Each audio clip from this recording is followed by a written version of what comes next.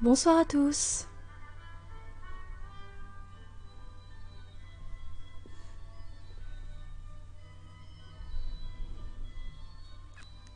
On est ensemble. Petit thé également pour accompagner cette lecture de Noël. Non, je suis une canne à sucre aujourd'hui.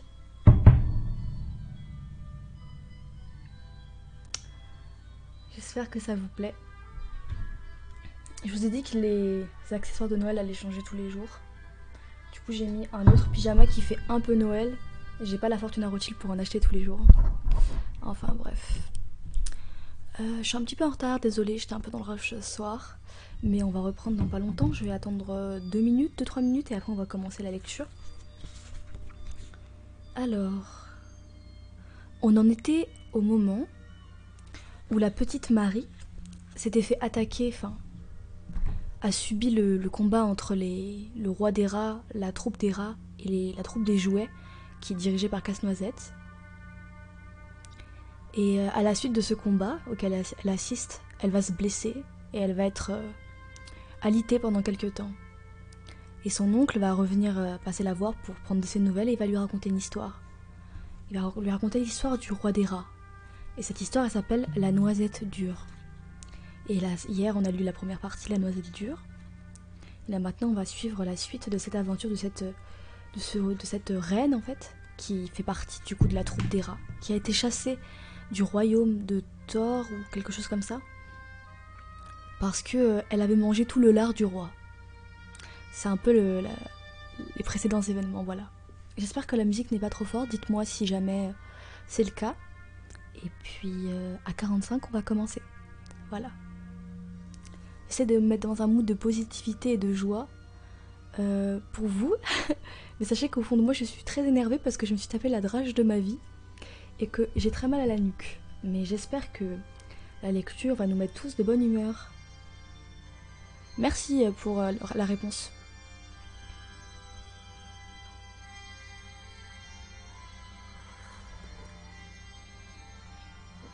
Vous buvez quoi comme thé? Moi, je bois un Rooibos de chez du Palais d'été. C'est pas mon préféré, mais en ce moment c'est la Hesse, donc je bois les restes.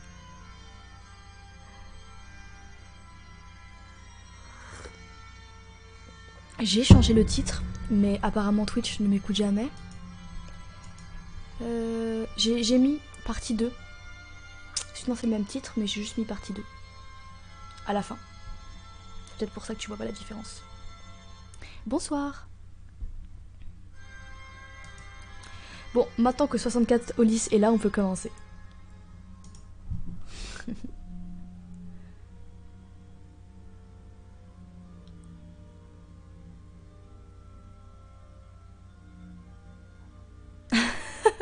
Cette pince qui récupère les goodies.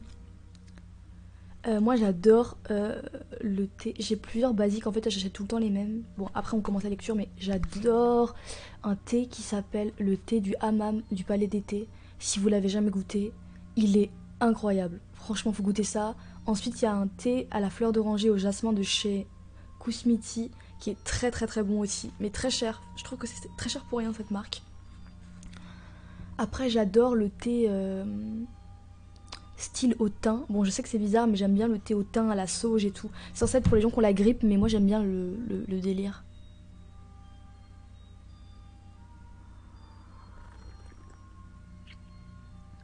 J'aime beaucoup le thé noir aussi, mais plus pour le matin pour réveiller. Sinon, au quotidien, j'aime bien les thés blancs.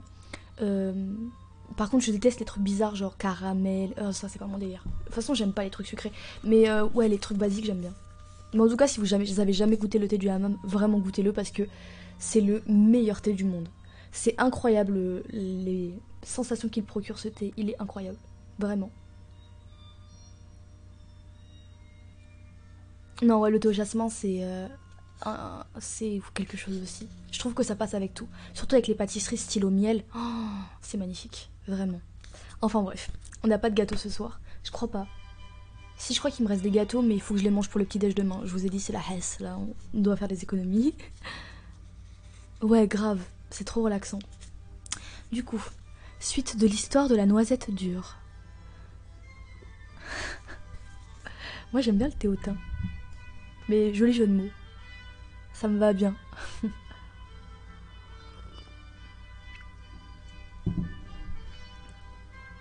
Vous savez maintenant, mes enfants, reprit le lendemain soir le conseiller Drosselmeyer, pourquoi la reine faisait garder si soigneusement la ravissante petite princesse Pirlipat. Ne devait-elle pas craindre que dame Ratirinque, pour mettre sa menace à exécution, revint un jour donner à l'enfant un coup de dent mortel? Les appareils de Drosselmeyer ne pouvaient être d'aucun secours contre l'expérience et la ruse de dame Ratirinque. Mais l'astrologue de la cour, qui non seulement savait lire dans les astres, mais connaissait également la signification des signes kabbalistiques, croyait savoir que la famille du Chachneur était seule capable de tenir dame Ratirinque éloignée du berceau. C'est pourquoi chacune des gardiennes devait tenir sur ses genoux l'un des fils de cette famille, qui faisait par ailleurs à la cour fonction des conseillers secrets d'ambassade, et lui adoucir par des caresses appropriées ce pénible service recommandé. Il arriva une fois, alors qu'il était près de minuit, que l'une des deux gardiennes principales qui était assise tout près du berceau s'éveilla brusquement d'un profond sommeil. Tout le monde autour d'elle était endormi. On n'entendait aucun ronronnement. Un silence de mort régnait dans la pièce, au point que l'on distinguait le bruit des vers piquants du bois. En quoi c'est Noël, ça? On entendait dans la pièce, on n'entendait aucun ronronnement. Un silence de mort régnait dans la pièce, au point que l'on distinguait le bruit des vers piquants du bois. Mais quelle ne fut pas la terreur de la gardienne lorsqu'elle aperçut juste devant elle un gros rat immonde dressé sur ses pattes de derrière, dont l'horrible tête frôlait le visage de la princesse. Elle se leva en poussant un cri d'épouvante et tout le monde s'éveilla, mais au même instant, dame Ratirinque, car l'énorme souris qui se tenait contre le berceau n'était nulle autre qu'elle, s'enfuit d'un bond vers le coin de la pièce. Les conseillers d'ambassade se précipitèrent à sa poursuite, mais trop tard. Elle avait disparu par une fente du plancher. Petite Pirlipat, réveillée par tout ce bruit, se mit à pleurer et à gémir. Mais grand fut leur effroi quand elle regarda la petite Pirlipat et virent ce qu'il était advenu de cette belle et gracieuse enfant. À la place de la petite tête angélique aux boucles d'or et au teint rose, une grosse tête informe surmontait un minuscule petit corps tout ratatiné. Ses petits yeux bleus comme l'azur étaient devenus verts et saillants, avec un regard fixe, et sa petite bouche s'était distendue d'une oreille à l'autre. La reine crut périr à force de se lamenter. C'est quoi cette merde?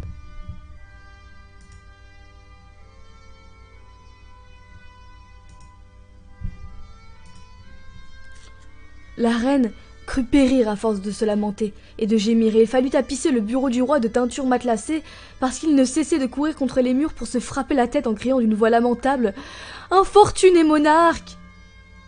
Il aurait pu maintenant se rendre compte qu'il eût mieux valu manger les saucisses sans lard et laisser vivre en paix sous le fourneau d'Ame Ratirinque et sa tribu. Mais ce père royal n'y songeait pas. Il rejetait toute la faute sur Christian, Elias, Drosselmeyer de Nuremberg, grand horloger et alchimiste de la cour. Il décréta donc dans sa sagesse que Drosselmeyer était tenu de rendre à la princesse Pirlipat, avant 4 semaines, son ancienne forme, ou d'indiquer au moins un moyen sûr et infaillible d'y parvenir, faute de quoi il serait livré à une mort ignominieuse par la hache du bourreau.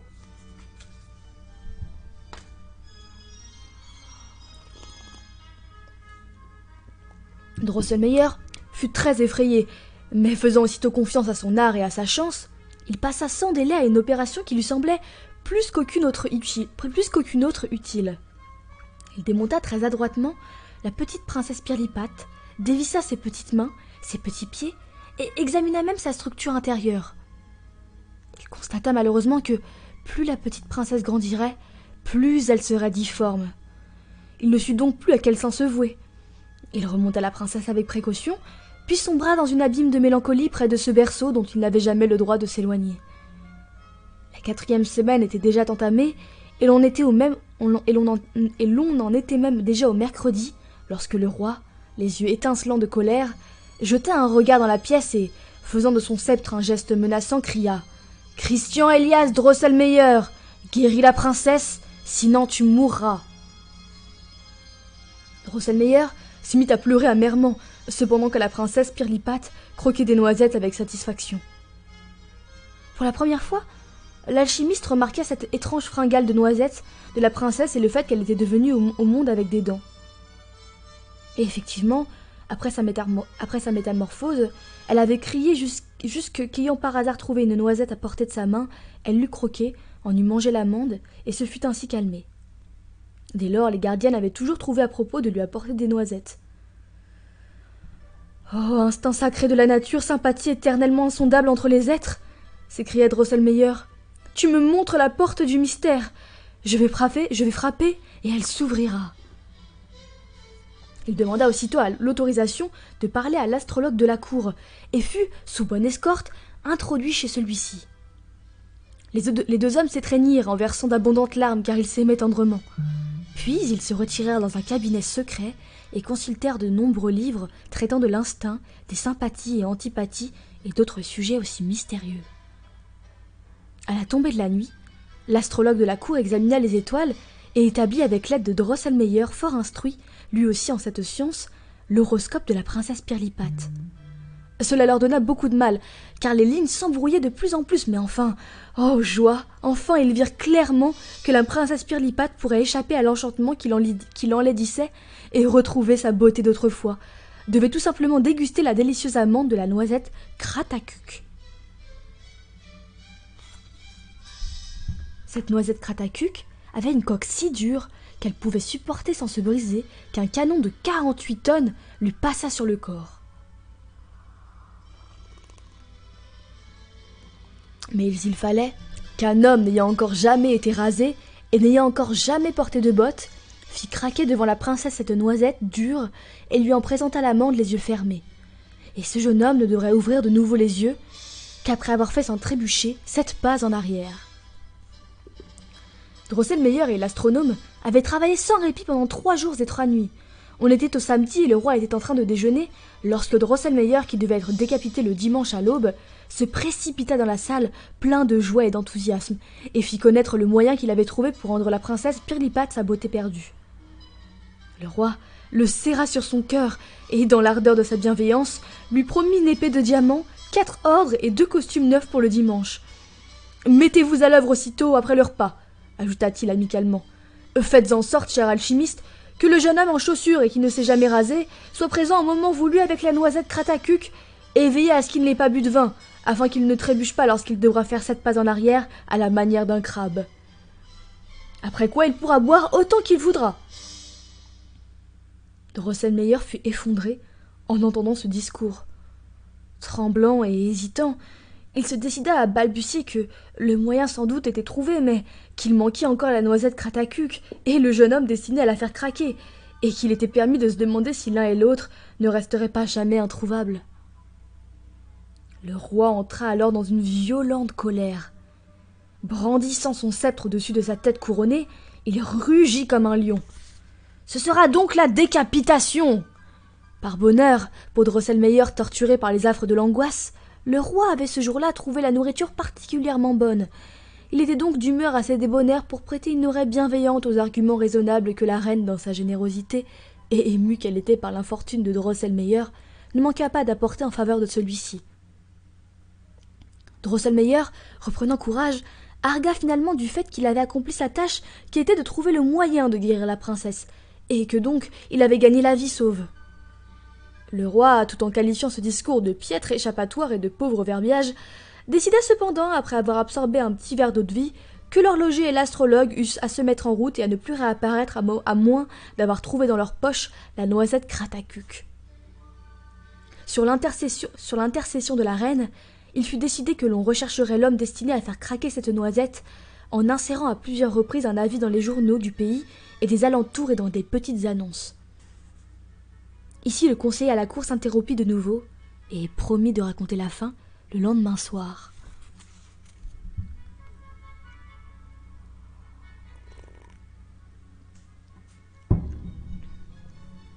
À peine avait-on en effet le lendemain soir allumé les lumières que le parrain Drosselmeyer se présenta et reprit son récit.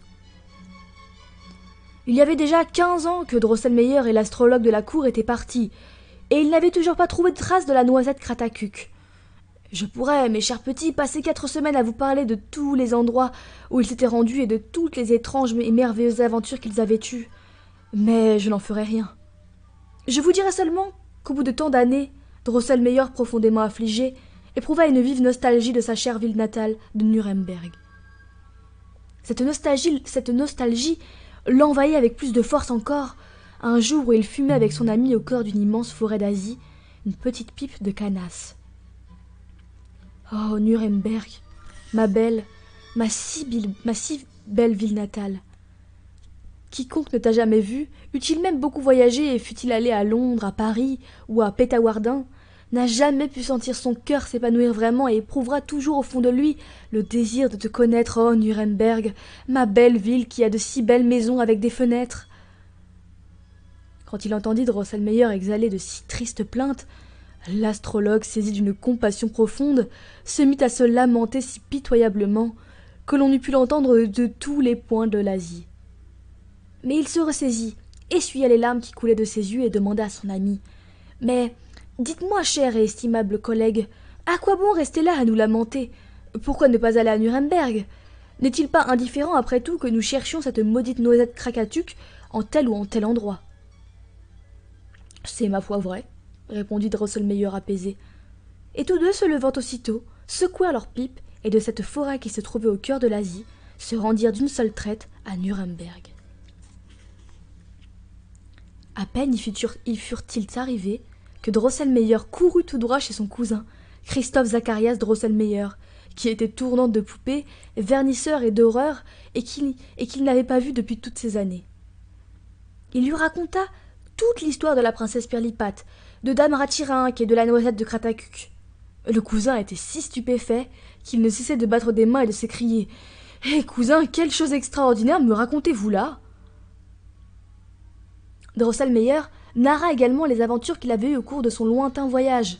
Il dit comment il avait passé 2 années chez le roi des Dattes, comment il avait été outrageusement éconduit par le roi des Amandes, et comment il avait vainement questionné la Société des sciences naturelles d'Écureuil House. Bref, comment il avait partout échoué et n'avait nulle part trouvé la moindre trace de la noisette Krakatuk. À plusieurs reprises, au cours de ce récit, Christophe Zacharias avait claqué des doigts, tourné sur un pied, claqué de la langue et s'était exclamé « Oh, voilà qui serait diabolique !» À la fin, il projeta en l'air son bonnet et sa perruque et tomba brusquement au cou de son cousin en s'écriant « Cousin ! Cousin, vous êtes sauvé!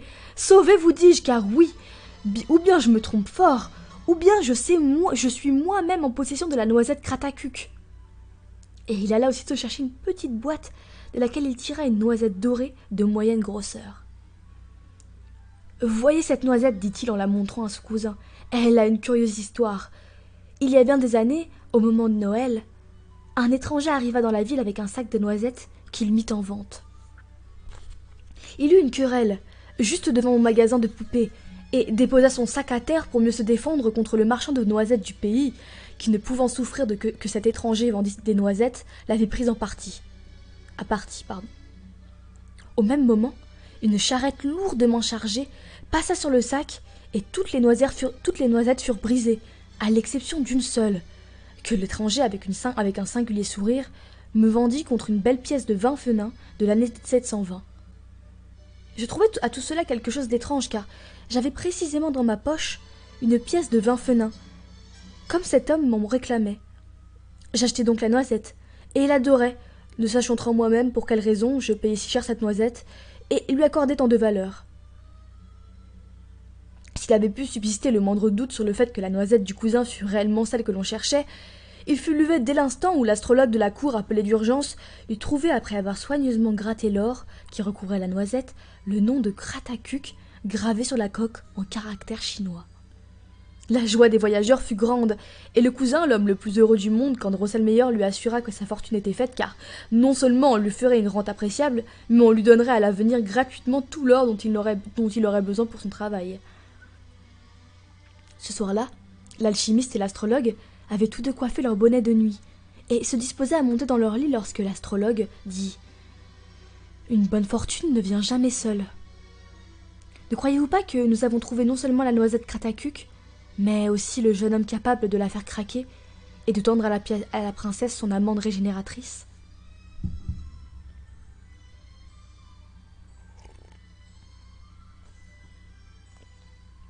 Je pense tout simplement au fils de votre cousin.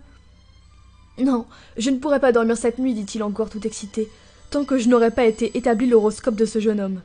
Et arrachant son bonnet de nuit, il se lança tout aussitôt dans ses recherches. Le fils du cousin était en effet un beau jeune homme, qui ne s'était encore jamais rasé et n'avait jamais porté de bottes. Dans sa prime jeunesse, à vrai dire, il avait plusieurs années de suite à Noël fait le polichinelle, mais cela ne l'avait absolument pas marqué, tant son père s'était donné du mal pour en faire un jeune homme accompli. Les jours de Noël, il portait une belle redingote rouge brodée d'or et une épée, tenait son chapeau sous son bras et avait une savante coiffure qu'il retenait dans une bourse. Ainsi paré, il avait fort bel air dans la boutique de son père. Par une galanterie innée, il croquait les noisettes pour les jeunes filles qui l'appelaient à cause de celle-là beau petit casse-noisette.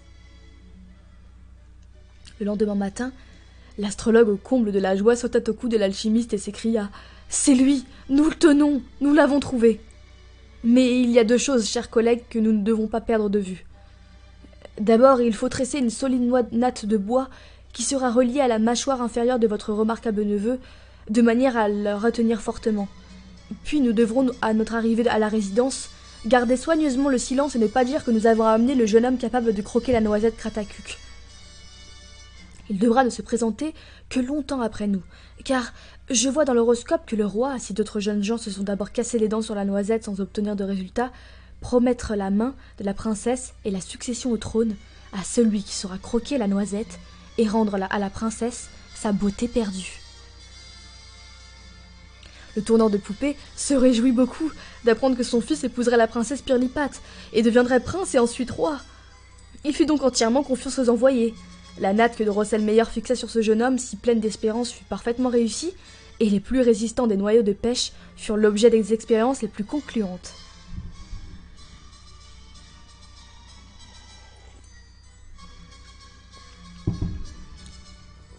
Comme Drosselmeyer et l'astrologue avaient immédiatement fait savoir à la résidence qu'ils avaient découvert la noisette Kratakuc, on avait pris là, sur le champ, les mesures nécessaires. Lorsque les voyageurs arrivèrent avec leurs noisettes de beauté, beaucoup de jeunes gens distingués, parmi lesquels se trouvaient même des princes, étaient déjà rassemblés, confiants en leur mâchoire, et ils espéraient délivrer la princesse de son enchantement. Les voyageurs furent très effrayés quand ils revirent la princesse. Son petit corps aux pieds et aux mains minuscules supportait difficilement sa tête informe. La laideur de son visage était encore accentuée par une barbe de coton blanc qui s'était formée autour de la bouche et du menton. Tout se passa comme l'astrologue de la cour l'avait vu dans l'horoscope. Tous les imberbes en chaussures se brisèrent les uns après les autres les dents et les mâchoires sur la noisette Kratakuc, sans que cela fût d'aucune utilité pour la princesse. Et quand ils étaient transportés ensuite, à demi évanouis par les dentistes que l'on avait exprès tous convoqués, ils soupiraient « Cette noisette est vraiment dure !» Mais quand le roi, le cœur rempli d'angoisse, promit sa fille et son royaume à celui qui saurait lever cet enchantement, le doux et parfait jeune homme qui était Drosselmeyer se présenta et demanda la permission de faire à son tour un essai. Aucun des jeunes gens n'avait plu autant à la princesse Pirlipate que le jeune Drosselmeyer. Elle porta ses petites mains à son cœur et soupira avec émoi. Ah, si seulement ça pouvait être lui qui réussit à croquer la noisette Kratakuc et devenir mon époux. Après avoir salué fort courtoisement le roi, puis la reine et enfin la princesse Pirlipate, le jeune Drosselmeyer reçut des mains du grand maître des cérémonies la noisette Kratakuc, la plaça sans plus de façon entre ses dents, tira de toutes ses forces sur la natte et cric-crac mit la coque en morceaux. Il retira habilement les fibres qui retenaient encore l'amande et tendit celle-ci à la princesse avec une humble révérence. Puis, il ferma les yeux et commença à reculer. La princesse avala aussitôt l'amande et alors, oh miracle! L'être difforme s'évanouit. On vit à sa place une femme merveilleusement belle. Son visage semblait tissé de flocons de soie qui mêlaient la blancheur des lys à l'incarnat des roses. Ses yeux avaient l'éclat de l'azur et les lourdes boucles de ses cheveux semblaient faites avec des fils d'or. Le son des tambours et des trompettes accompagna les bruyantes acclamations du peuple. Le roi, avec toute sa cour, dansa d'une jambe sur l'autre, comme le jour de la naissance de Pirlipat. Et il fallut apporter à la reine de l'eau de Cologne, parce qu'elle s'était évanouie de joie et de bonheur.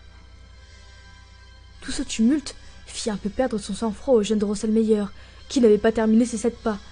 Mais il se domina, et il était justement en train de tendre la jambe droite pour faire le 7e pas, quand Dame Ratirinque, avec d'affreux sifflements, surgit du plancher à l'endroit précis où il allait poser le pied, et il trébucha de telle sorte à son contact qu'il manqua de tomber. Oh, infortune! Le jeune homme devint sur-le-champ aussi contrefaite que l'avait été la princesse Pirlipat. Son corps se ratatina et ne supporta plus que difficilement sa grosse tête difforme aux yeux saillants et à la large bouche horriblement béante. Au lieu de sa natte, un étroit manteau de bois pendait dans son dos et permettait de gouverner sa mâchoire inférieure. L'horloger et l'astrologue étaient horrifiés, mais ils virent Dame Ratirinque se rouler sur le parquet en perdant son sang avec abondance. Sa méchanceté n'était pas restée impunie, car le jeune Drosselmeyer lui avait si profondément ouvert la gorge, avec le talon pointu de sa chaussure, qu'elle était maintenant à l'agonie. Cependant, Dame Ratirinque, en proie aux affres de la mort, piaillait lamentablement. « Oh, Kratakuc, noisette dure, qui est la cause de ma mort. Gentil casse-noisette, mourra à son tour. Mon cher fils aux 7 couronnes, tu vengeras ta maman sur le petit casse-noisette. Oh, douce et belle vie, je vais donc te quitter. Oh, la mort !» Et elle est morte. Et Dame Ratirinque mourut sur ce cri et fut emportée par le chauffeur du roi.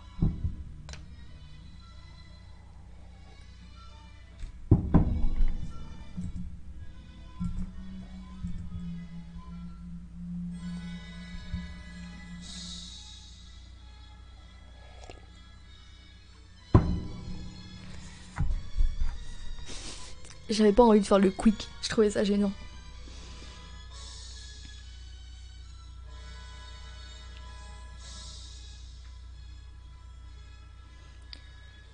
Personne ne s'était soucié du jeune Drosselmeyer.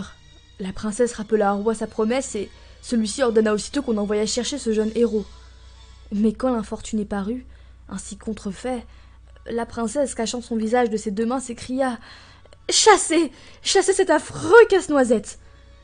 Et le maréchal de la cour l'attrapa aussitôt par ses petites épaules et le jeta dehors. Le roi était très irrité qu'on eût essayé de lui faire prendre pour gendre un casse-noisette, et en rejeta toute la faute sur la maladresse de l'horloger et de l'astrologue, et les expulsa tous les 2 définitivement de la résidence. Tout cela ne se trouvait pas dans l'horoscope que l'astrologue avait établi à Nuremberg. Pourtant, celui-ci ne se laissa pas décourager et reprit ses observations. Il crut alors lire dans les étoiles que le jeune Drosselmeyer se comporterait si bien dans son nouvel état qu'en dépit de sa difformité, il deviendrait prince et même roi.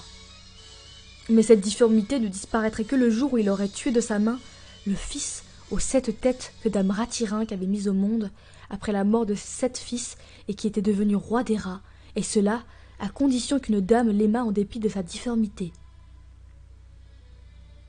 Il paraît qu'à l'époque de Noël, on peut en effet voir le jeune Drosselmeyer sous les traits d'un casse-noisette, mais aussi d'un prince, à Nuremberg, dans la boutique de son père. Et voilà, mes enfants, l'histoire de la noisette dure.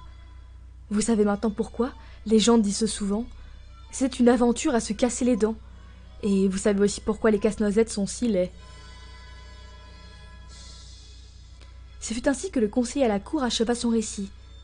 Mais Marie trouva la princesse Pirlipat méchante et ingrate. Quant à Fritz, il affirma que si Casse-Noisette voulait être un garçon comme il le faut, il n'irait pas par 4 chemins avec le roi des rats et qu'il retrouverait vite sa beauté d'autrefois.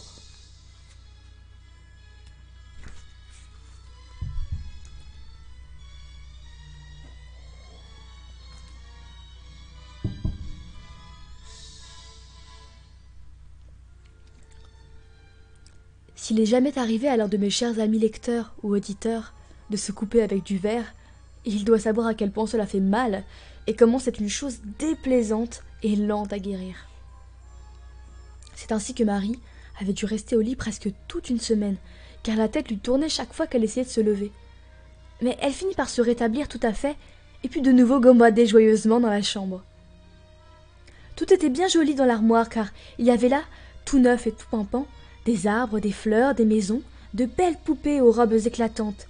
Et surtout, Marie retrouva son cher Casse-Noisette. Il était debout sur la seconde étagère et lui souriait de toutes ses dents, de nouveau bien alignées. Comme elle contemplait tendrement son cher protégé, elle se mit à songer avec anxiété à l'histoire qu'avait racontée son parrain et à cette longue querelle qui avait opposé Casse-Noisette à Dame Ratirinque et à son fils. Merci. Ah, il faut que je dise merci.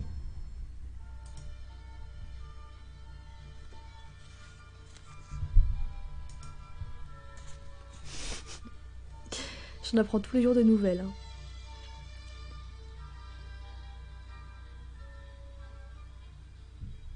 Ah, c'est si cute. C'est moi avec une beubare.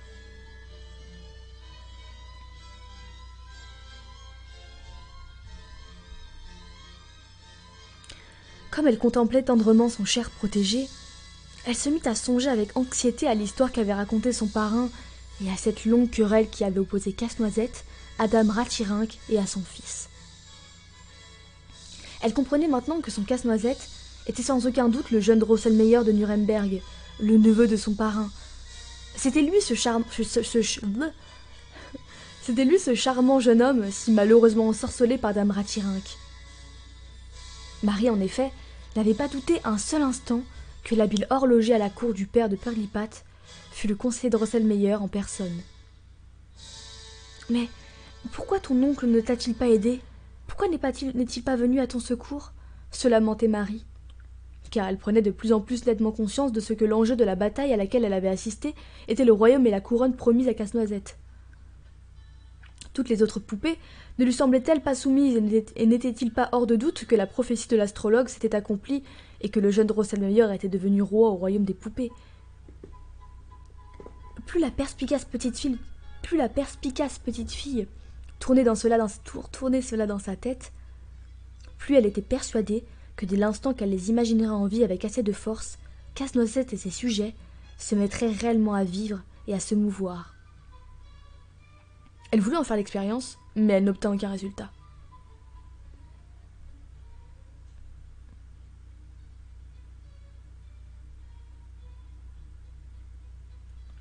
Tout dans l'armoire restait immobile et inerte. Marie, cependant, bien loin de renoncer à son intime conviction, attribua cet échec aux effets persistants de l'enchantement que Dame Ratirinque et son fils à 7 têtes faisaient peser sur ses amis. Et pourtant, cher monsieur Drosselmeyer, dit-elle à Casse-Noisette, si vous n'êtes pas en état de vous mouvoir ou de me dire le moindre mot, je sais tout de même que vous me comprenez, et que vous savez quelle tendresse j'ai pour vous. Soyez sûr que je vous prêterai assistance si vous en avez besoin. En attendant, je vais aller supplier votre oncle de vous seconder de son habileté s'il était nécessaire. Casse-Noisette resta immobile et silencieux. Pourtant, il sembla à Marie qu'un léger soupir s'exhalant de l'armoire fermée en faisait teinter délicatement les vitres. Elle crut entendre une petite voix argentine qui lui disait « Petite Marie, cher ange gardien, je serai tien, petite Marie. » Et le frisson glacé qui la parcourut alors lui fit éprouver en même temps un étrange bien-être. La nuit était tombée. Le conseiller de médecine entra dans la pièce avec le parrain Drosselmeyer. Quelques instants plus tard, Louise avait débarrassé la table à thé, autour de laquelle toute la famille s'installa et bavarda bientôt avec animation. Marie, sans rien dire, était allée chercher son petit fauteuil et s'était assise au pied de son parrain Drosselmeyer. Profitant d'un instant de silence, elle regarda fixement de ses grands yeux bleus le conseiller à la cour et lui dit « Je sais maintenant que mon Casse-Noisette est ton neveu, cher parrain. C'est lui le jeune Drosselmeyer de Nuremberg. Et il est devenu prince ou plutôt roi, exactement comme l'avait prédit ton compagnon l'astrologue. Mais tu sais fort bien qu'il est ouvertement en guerre avec le fils de Dame Ratirinque, l'affreux roi des rats. Pourquoi ne lui viens-tu pas en aide ?» Et Marie, une fois de plus, raconta comment la bataille s'était déroulée sous ses yeux et fut souvent interrompue par les bruyants éclats de rire de Louise et de sa maman. Seul Fritz et Drosselmeyer restaient graves. « Je me demande où cet enfant va prendre toutes ces folies, dit le conseiller de médecine. Cela vient tout simplement, répondit la mère, de ce qu'elle a une imagination beaucoup trop vive. Toutes ces histoires ne sont que des rêves nés de sa fièvre traumatique.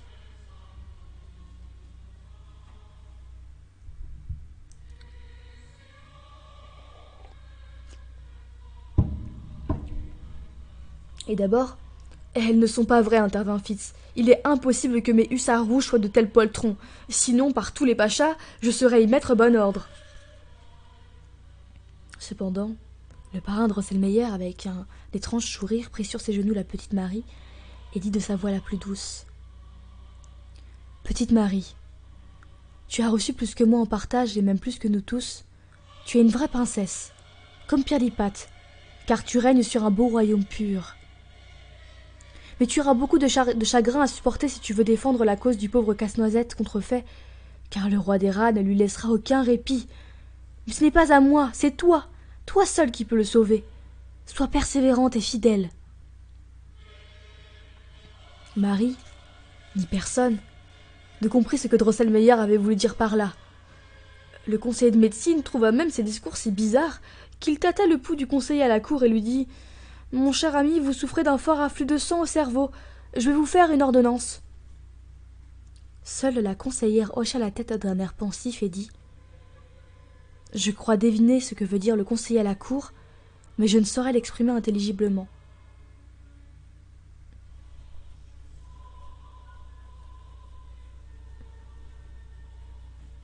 Merci pour le cadeau, pour Sauvage Gr.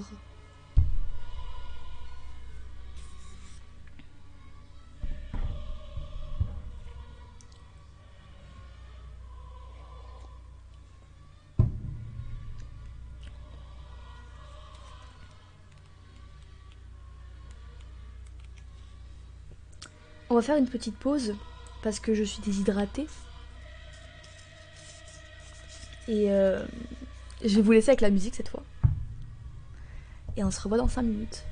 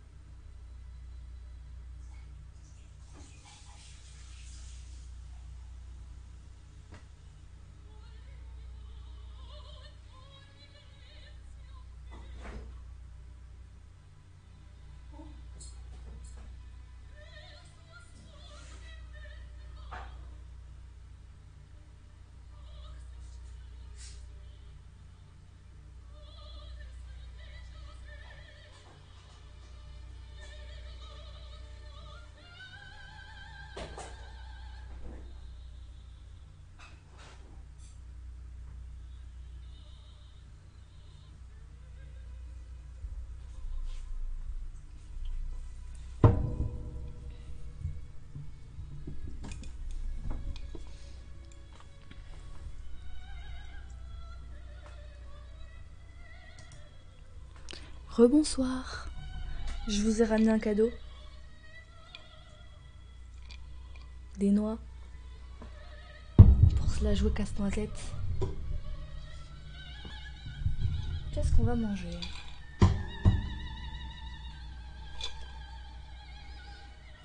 Moi j'aime bien ça.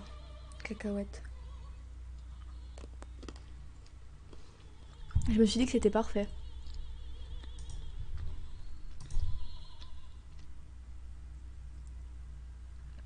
C'est toi.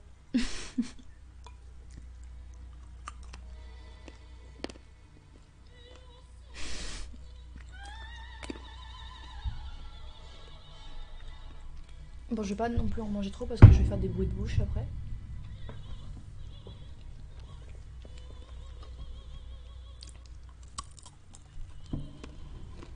Peut-être c'est parce que je bave.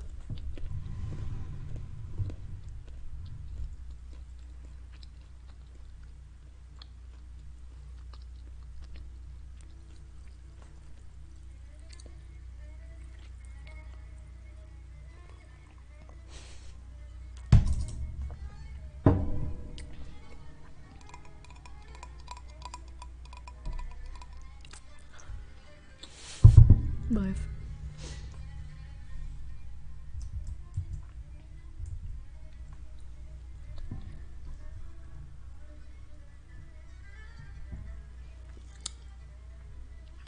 Mais oh, ça a toujours pas changé la catégorie. Encore pire que tout. Chacha.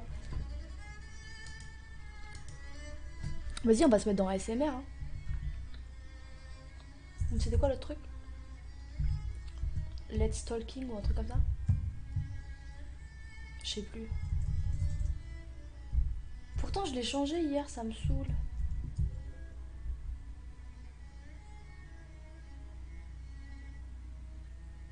C'est quoi encore le nom de la catégorie? J'ai oublié.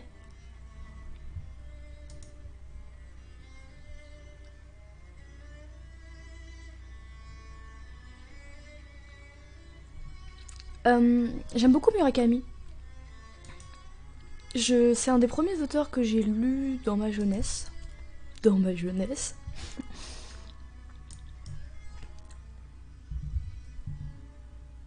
Ah, c'est discussion.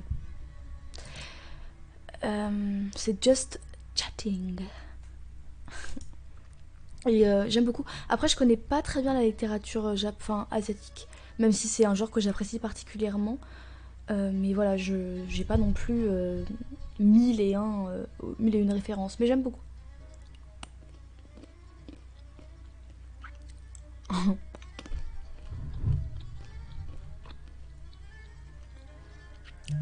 Bon, j'arrête avec les noix là.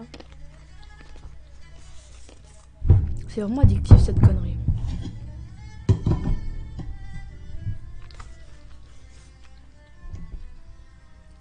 Bon, allez, c'est parti.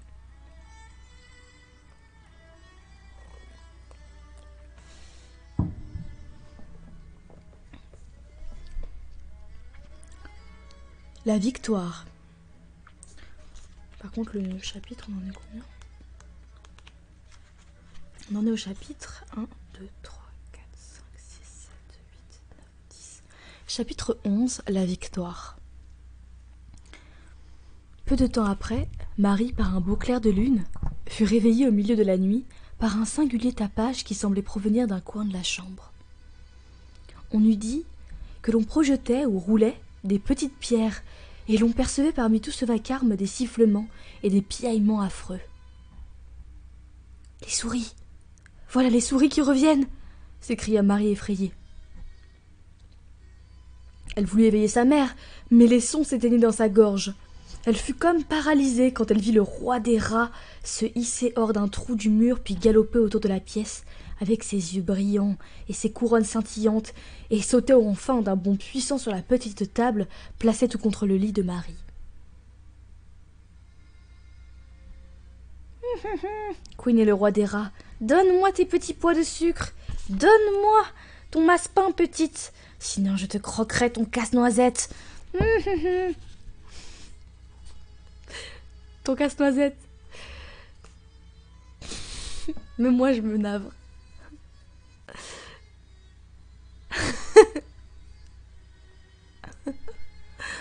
je suis fatigante. Et en même temps, il claquait et grinçait des dents de manière épouvantable. Puis il disparut de nouveau par le trou, aussi vite qu'il était venu. Marie fut si terrifiée par cette affreuse apparition que le lendemain matin elle était encore toute pâle et si bouleversée qu'elle pouvait à peine desserrer les dents. 100 fois elle fut sur le point de confier à sa mère ou à Louise ou au moins à Fritz ce qui lui était arrivé, mais à chaque fois elle se disait « Qui voudra me croire ? Et ne va-t-on pas par-dessus le marché se moquer proprement de moi ?» Il lui semblait en tout cas évident qu'elle devait, pour sauver Casse-Noisette, fournir petits pois de sucre et masse-pain. Le lendemain soir, elle déposa donc devant la plinthe de l'armoire tout ce qu'elle possédait en fait de pois et de masse-pain. Qu'est-ce que c'est qu'un masse-pain par contre ? Ça me titille.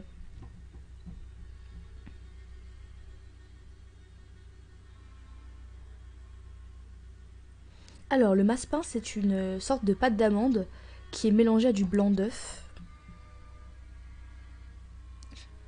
et du sucre. Ça a l'air chèrement dégueulasse. En gros, c'est de la pâte d'amande, quoi. En forme de boule. Je sais pas du tout si vous allez voir, parce que j'ai pas le retour. Oui, bah... Merci pour l'écran blanc, Wikipédia. Voilà. C'est ça. C'est genre les Maltesers du bled. Tu vois. Apparemment, le rat est friand de masse-pain.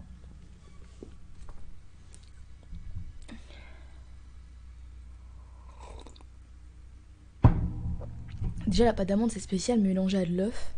Puis visuellement, ça casse pas 3 pattes à un canard. Enfin bref.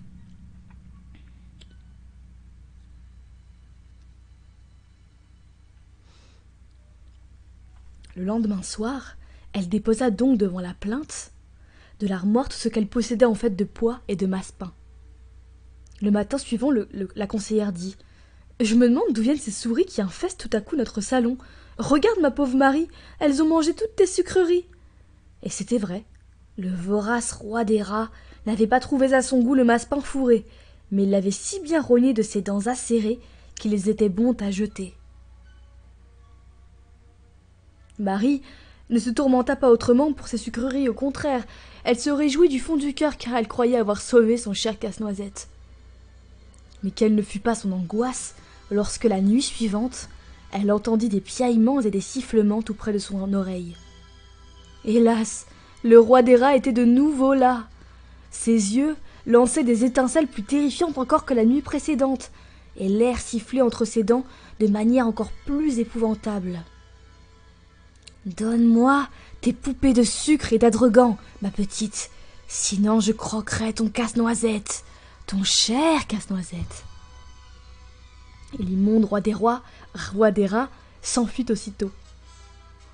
Marie était consternée. Le lendemain matin, elle se dirigea vers l'armoire et regarda tristement ses poupées en sucre et en adragan. Mais sa douleur était bien compréhensible, car tu ne saurais imaginer, chère petite Marie qui m'écoute, quel ravissant petit personnage de sucre et d'adragan possédait la petite Marie. Il y avait d'abord un très gentil berger, accompagné de sa bergère qui faisait paître tout un troupeau de petits moutons blancs comme le lait, autour duquel bondissait un joyeux petit chien. La musique m'énerve.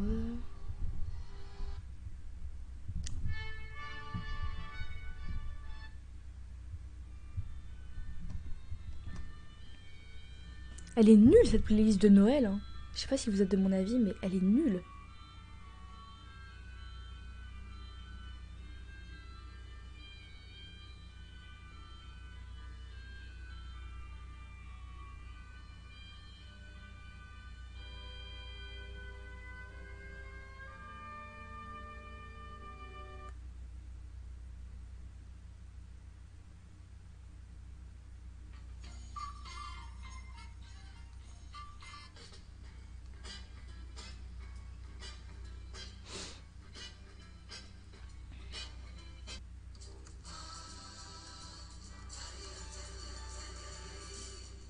Après, je peux vous mettre les hits de Noël, mais vous allez avoir Maria Carey. Hein. Du coup, je me dis bon.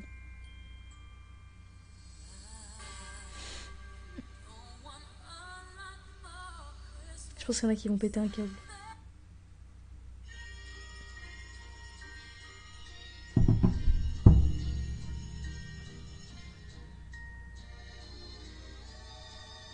Ça va.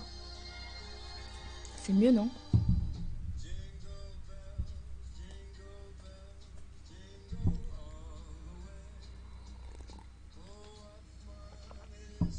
On va la mettre après. Marie était consternée. Le lendemain matin, elle se dirigea vers l'armoire et regarda tristement ses poupées en sucre et en adragan. Mais sa douleur était bien compréhensible, car tu ne saurais imaginer, chère petite Marie qui m'écoute, quel ravissant petit personnage de sucre et d'adragan, peut-être d'adragan, je ne sais pas, possédait la petite Marie Stahlbaum. Et il y avait d'abord un très gentil berger, accompagné de sa bergère qui faisait paître tout un troupeau de petits moutons blancs comme le lait, autour duquel bondissait un joyeux petit chien. Puis il y avait aussi 2 facteurs qui tenaient des lettres à la main. Des jeunes gens vêtus de neuf et des jeunes filles aux robes magnifiques formaient 4 couples charmants qui se balançaient sur une balançoire. Derrière quelques danseurs, il y avait encore le fermier Felkemel et la pucelle d'Orléans, mais Marie faisait moins grand cas de cela. Enfin, dans un coin, se trouvait un petit enfant aux joues rouges. C'était le préféré de la petite Marie, et à sa vue, les yeux de celle-ci se remplirent de larmes. « Ah, cher monsieur Drosselmeyer !» s'écria-t-elle en se tournant vers Casse-Noisette. « Que ne ferais-je pour vous sauver ? Mais ceci est vraiment bien pénible !» Cependant, Casse-Noisette avait l'air si malheureux que Marie, qui de plus croyait voir les 7 gueules béantes du roi des rats se disposer à dévorer l'infortuné jeune homme, était bien décidée à tout lui sacrifier. Elle installa donc le soir toutes ses poupées en sucre devant la plinthe de l'armoire, comme elle avait fait la veille avec ses friandises. Elle embrassa le berger, la bergère, les petits moutons, et sortit enfin de son coin, son préféré, le petit enfant aux joues rouges. Mais elle le plaça derrière les autres et mit bien en vue le fermier et la pucelle d'Orléans.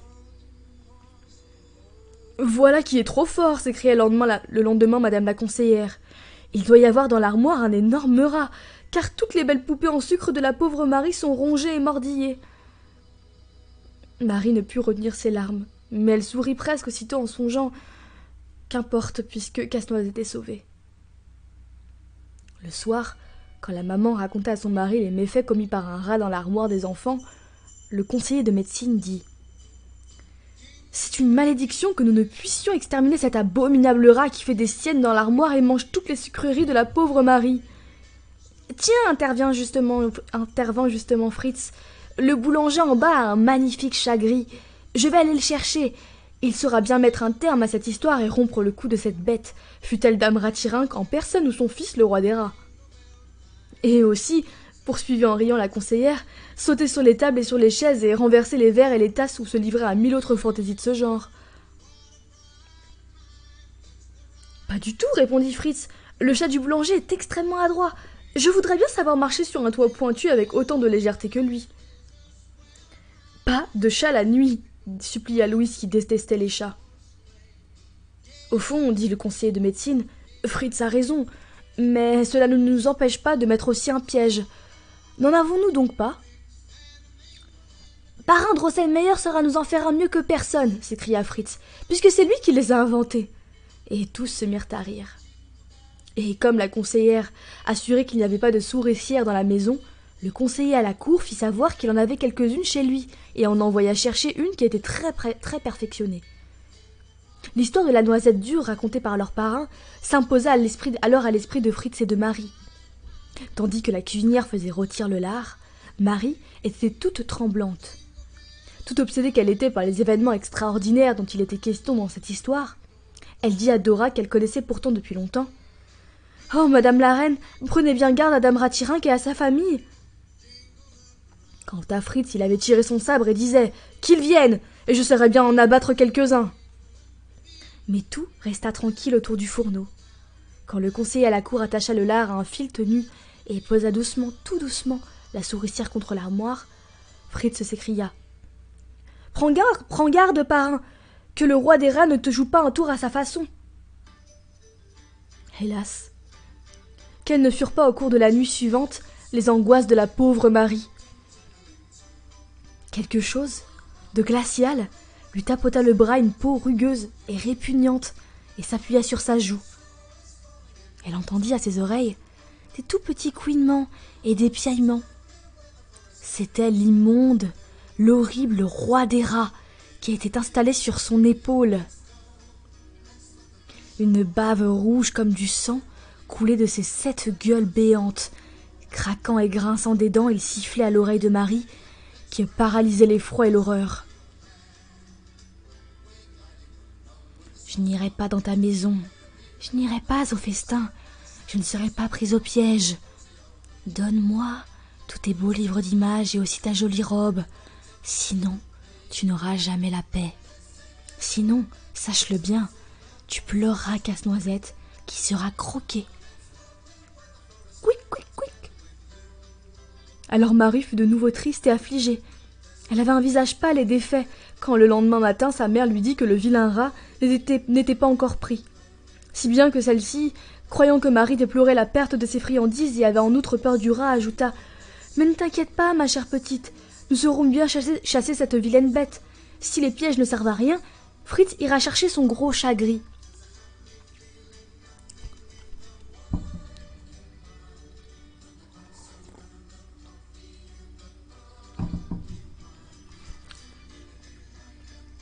Dès que Marie se trouva seule dans le salon, elle s'approcha de l'armoire vitrée et dit en sanglotant à Casse-Noisette : « Oh, mon cher, mon beau, mon bon monsieur Drosselmeyer, que peut faire pour vous la pauvre et malheureuse petite fille que je suis ? Même si je donne à croquer à cet horrible roi des rats tous mes livres d'images et encore ma belle petite robe neuve, celle dont le petit Jésus m'a fait cadeau, qui me dit qu'il ne réclamera pas toujours davantage jusqu'à ce que je n'ai plus rien, et que finalement ce soit moi qu'il a envie de grignoter. Comme je suis malheureuse, que je suis malheureuse, que faut-il que je fasse ? » Tandis qu'elle se plaignait, se lamentait aussi, la petite Marie remarqua une tache de sang qui était restée au cou de Casse-Noisette depuis la fameuse nuit.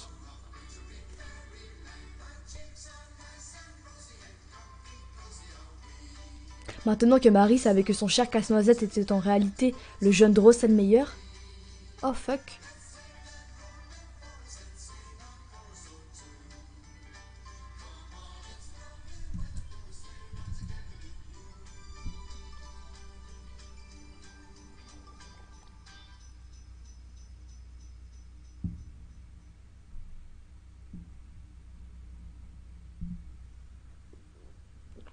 J'attends un peu parce que là ça lag, je ne sais pas pourquoi.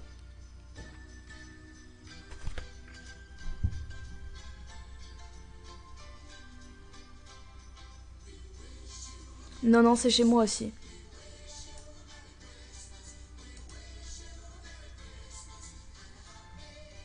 Très chiant. Oh non!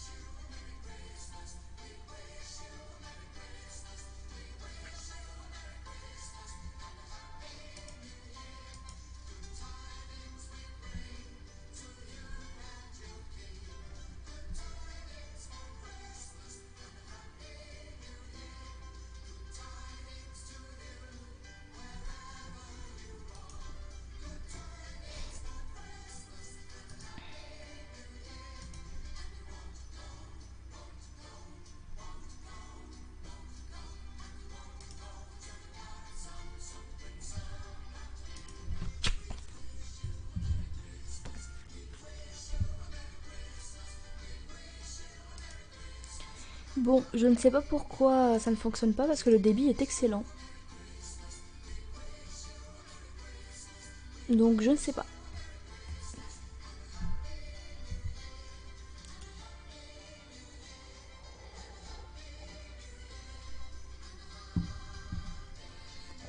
J'espère que ça va passer.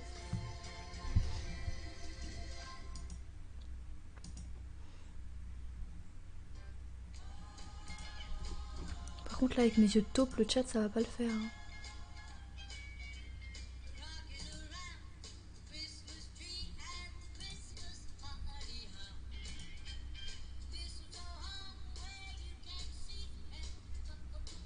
Ouais, ça a l'air bien là. On va reprendre.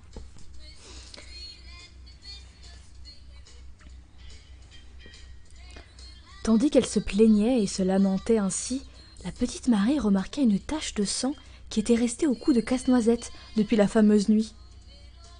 Maintenant que Marie savait que son cher Casse-Noisette était en réalité le jeune Drosselmeyer, le neveu du conseiller à la cour, elle ne le tenait plus sur son bras, ni ne le cajolait, ni ne l'embrassait si souvent. Une sorte de pudeur l'empêcherait même de le toucher. Mais cette fois, elle le sortit très délicatement de l'étagère et se mit en devoir de frotter la tache de sang avec son mouchoir.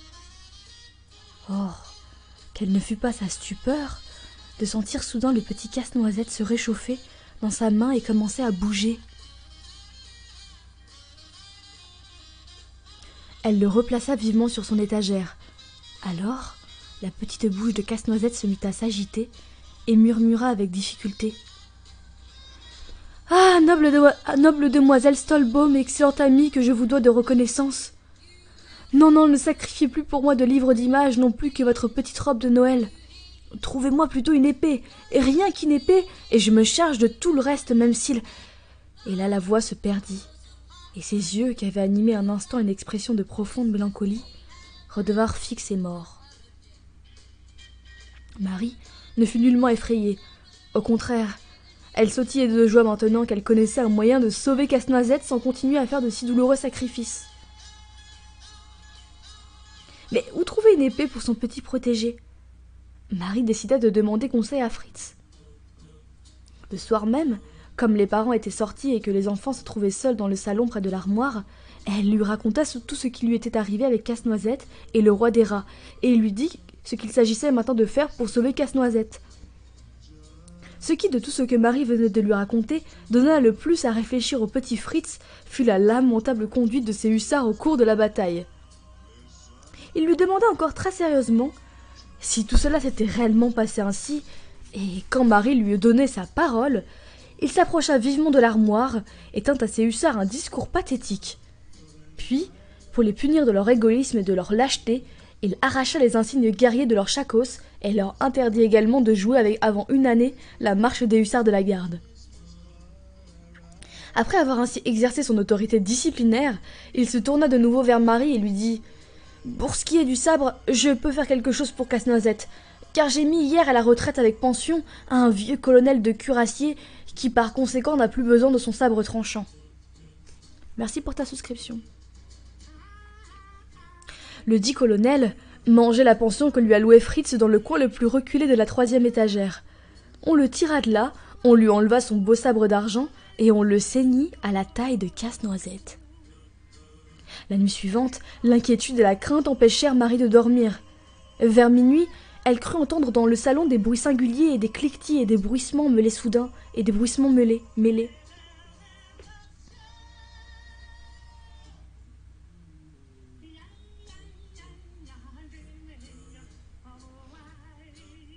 Et soudain, quick, quick, quick, quick, quick, quick, le roi des rats! C'est le roi des rats! S'écria Marie terrifiée en sautant au bas de son lit. Mais à quelle heure tu vois un rat et tu mets tes pieds sur le sol?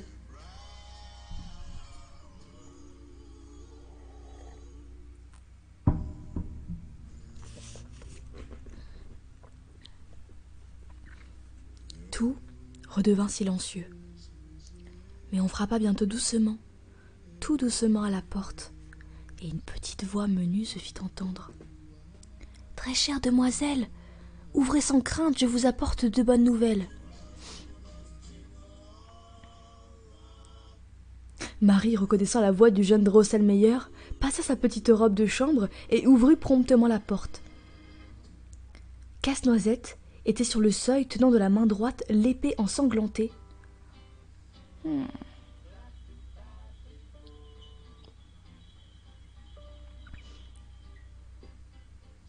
Casse-Noisette était sur le seuil tenant de la main droite l'épée ensanglantée et de la main gauche une bougie de cire. Et dès qu'il aperçut Marie, il mit un genou à terre et lui dit « C'est vous seule, ô madame, qui avez su me donner la force et le courage qui sied à un chevalier, vous qui avez armé mon bras pour combattre l'insolent qui osait se moquer de vous. Le perfide roi des rats est vaincu et baigne dans son sang. Daignez, ô madame, accepter les emblèmes de la victoire de la main d'un chevalier qui vous est dévoué jusqu'à la mort. » Ça vous rappelle pas Érec et Enid, ça? Et Casse-Noisette fit fort habilement glisser de son bras gauche les 7 couronnes d'or du roi des rats qu'il avait enfilées. Il les tendit à Marie, qui les accepta avec joie. Puis il se releva et reprit en ces termes. « Oh, ma chère demoiselle, si vous saviez quelle magnifique chose je pourrais vous montrer maintenant que j'ai vaincu mon ennemi, me feriez-vous la faveur de me suivre quelques pas? Oh, je vous en prie, venez, chère demoiselle. »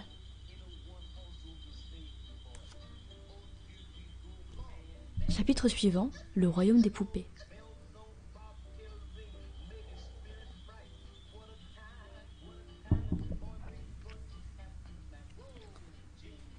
Je crois qu'aucun de vous, mes chers enfants, n'aurait hésité un seul instant à suivre ce brave et honnête Casse-Noisette, que n'effleurait jamais la moindre mauvaise pensée.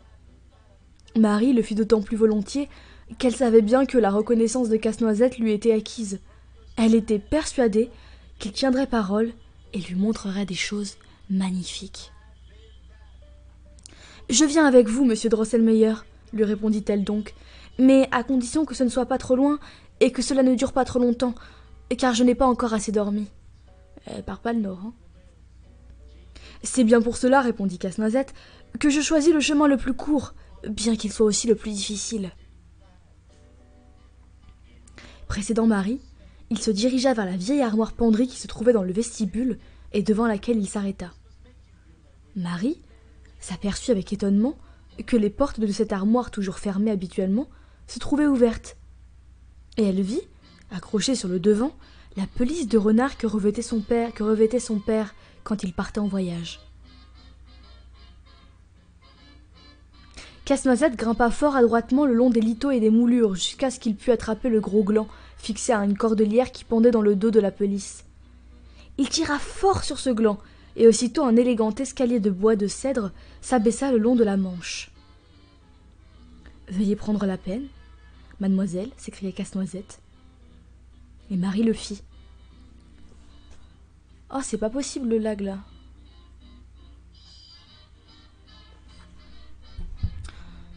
Bon.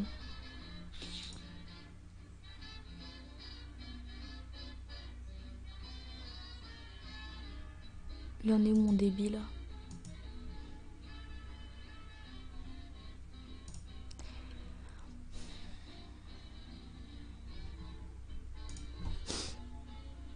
Ça me saoule un peu. Veuillez prendre la peine de monter, mademoiselle, s'écria Casse-Noisette. Et Marie le fit. Mais à peine fut-elle parvenue en haut du bras et sortie par le col, qu'elle fut aveuglée par une lumière éblouissante. Elle se trouvait soudain dans une magnifique prairie odorante sur laquelle brillaient des millions de points scintillants comme des pierres précieuses.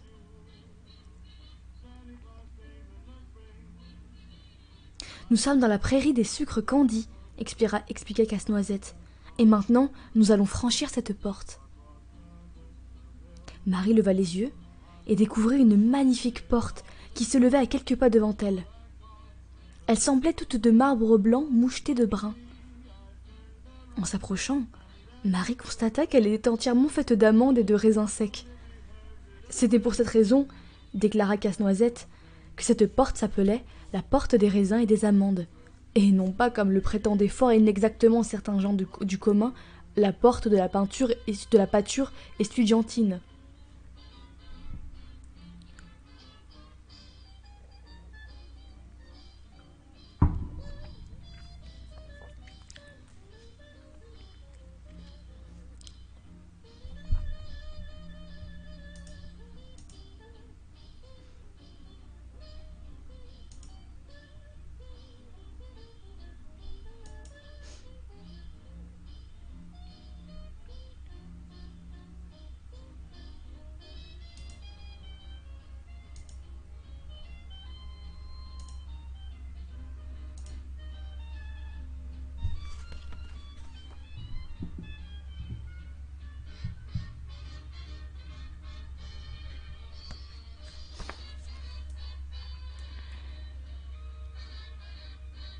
très sympa même.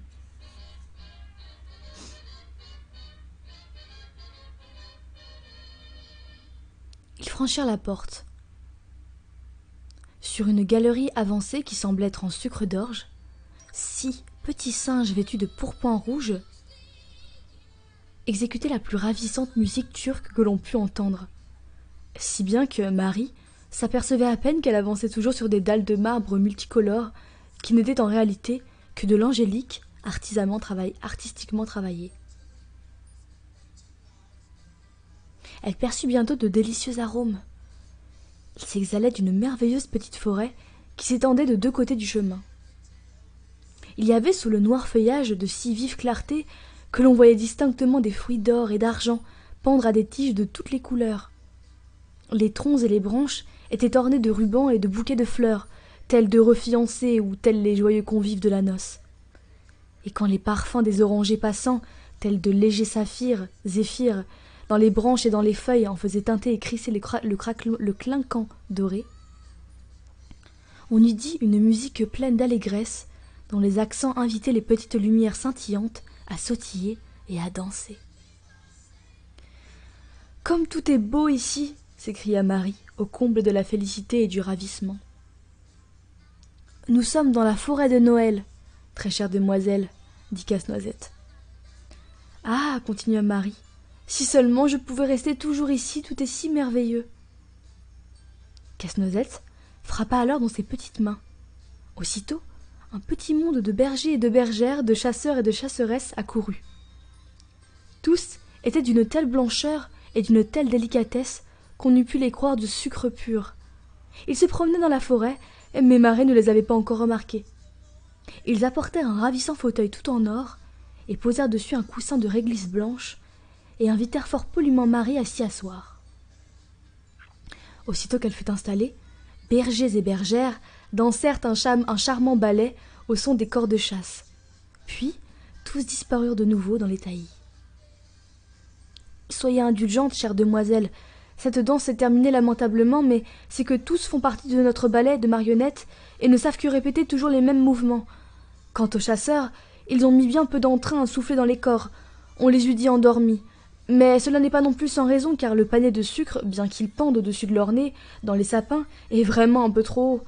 Mais ne voulez-vous pas que nous continuions notre promenade ? Mais tout cela était magnifique et m'a fait grand plaisir, dit Marie, en se levant pour suivre Casse-Noisette.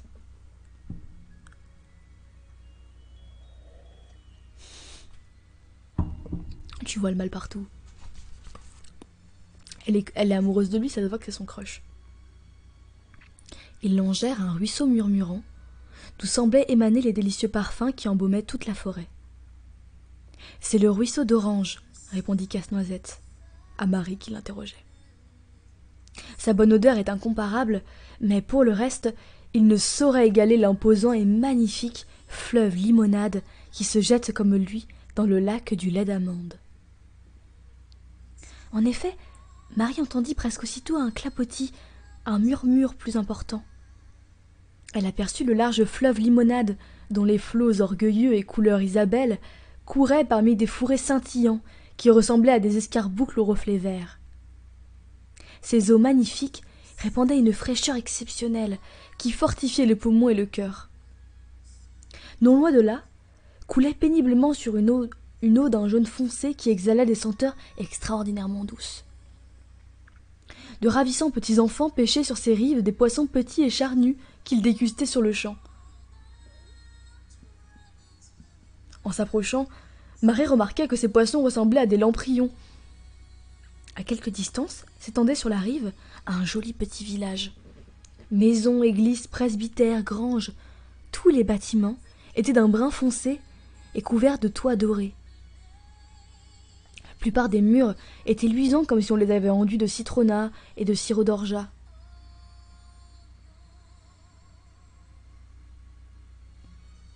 Moi, je pensais aussi à la Mirabelle, mais je crois que je suis un peu hors sujet. Mais j'imaginais ça de cette couleur-là. « C'est la ville de pain d'épices, » dit Casse-Noisette. « Elle est baignée par le fleuve Miel. Ses habitants sont très beaux, mais souvent de fort méchante humeur, car il souffre frénétiquement de maux de dents. Nous n'y entrerons donc pas. » Au même instant, Marie aperçut une petite ville. Elle était ravissante à voir avec ses maisons transparentes et de fraîches couleurs. Casse-Noisette se dirigea tout droit vers elle. Marie entendit alors de joyeuses rumeurs et vit des milliers de charmants petits êtres examiner des charrettes pleines à déborder qui stationnaient sur le marché et qu'ils se préparaient à décharger. Ok, rien à voir alors. Pour moi, ça c'était jaune.